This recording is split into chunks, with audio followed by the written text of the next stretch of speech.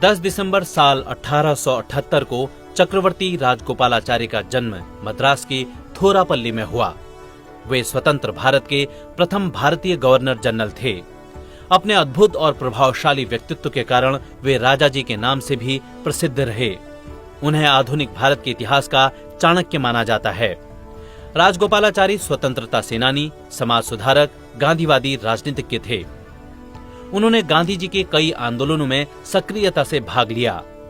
वे राजगोपालाचारी ही थे जिन्होंने 26 जनवरी के दिन भारत को एक संप्रभु लोकतांत्रिक गणराज्य घोषित किया। साल 1954 में वे भारत के सर्वोच्च नागरिक सम्मान भारत रत्न से नवाजे गए पहले व्यक्ति थे। 10 दिसंबर साल 1898 को ऐतिहासिक पेरिस संधि हुई। स्पेन और संयुक्त राज्य अमेरिका के प्रतिनिधियों ने स्पेनिश अमेरिकी युद्ध का समापन करते हुए पेरिस की संधि पर हस्ताक्षर किए। इस संधि को संयुक्त राज्य अमेरिका और स्पेन के साम्राज्य के बीच शांति की संधि के नाम से भी जाना जाता है। संधि की शर्तों ने स्पेनिश साम्राज्य को समाप्त कर दिया और साथ ही संयुक्त राज्य अमेरिका को एक विश्व शक्ति के रूप में स्थापित किया। 10 दिसंबर साल 1948 से विश्व मानवाधिकार दिवस मनाने की शुरुआत हुई। साल 1945 में अपनी स्थापना के समय से ही संयुक्त राष्ट्र ने मानव अधिकारों के संरक्षण के प्रयास आरंभ किए।